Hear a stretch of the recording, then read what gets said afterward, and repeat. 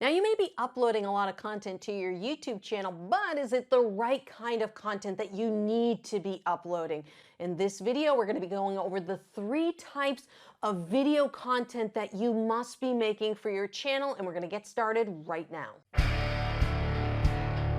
One of the biggest questions that I get asked all the time is, Lauren, what kind of content should I be putting on my channel that's going to get me the most subscribers, the most views, the most growth? Well, I'm going to show you right now in this video. We're going to talk about discovery videos, we're going to talk about community videos, and we're going to talk about sales videos. My name is Lauren Bateman, and I help content creators just like you learn how to grow and scale on YouTube so that you can get more leads and more sales for your products and services. Now, I'm a guitar teacher, and as you probably know, that market is very oversaturated, but I was able to break through on that, and I was able to do this better when I started implementing these 3 types of videos. Now, each video has a very specific goal to it. You know, usually most YouTubers, and I did this in the beginning too, we have too many call to actions. It's like, it's comment, it's subscribe, go visit my website. And then what happens? No one ends up doing anything. So I'm going to show you the 3 videos that you need to be making,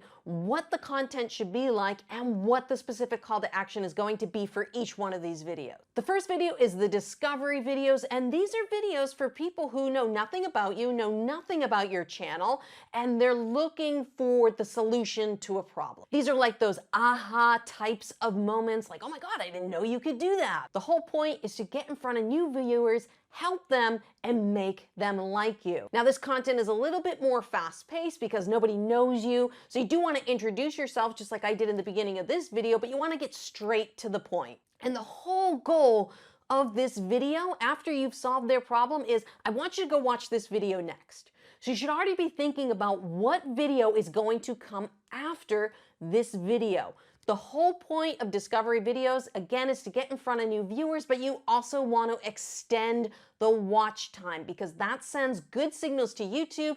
Hey, this content's good and we should show it to more people. So the second type of video are community videos. Now, these can be a little bit slower paced than the discovery videos because they're people who know you, they're familiar with you, and the whole point of this video is to either share a little bit more about yourself to connect with your audience and to get them to engage on the video, get them to comment below. Hey, you guys always give me great suggestions on X, Y, and Z. What are your thoughts? Or what is your favorite type of guitar? Put a comment below. Would love to hear what you guys have to say. And if you're encouraging people to go and put comments below and increase engagement on the videos, I highly recommend that you go in and you respond to those comments. This way you start building community with the people who are watching your YouTube video. Now, unlike discovery videos, which may start off slow and then can take off quickly, community videos tend to take off quickly because they're made for your subscribers and your community,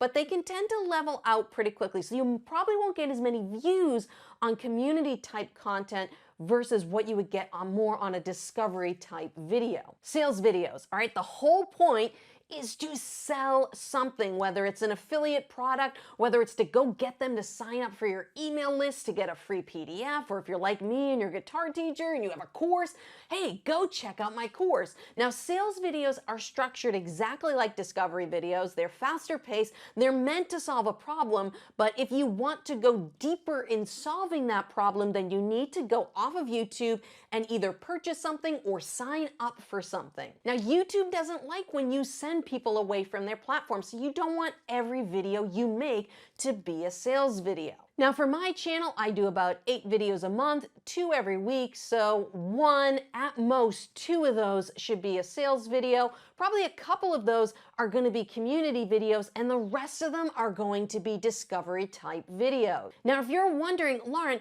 how frequently should I be posting to YouTube? Is it once a week, once a month, twice a week? Well, I'm going to give you guys the magic formula right in this video over here.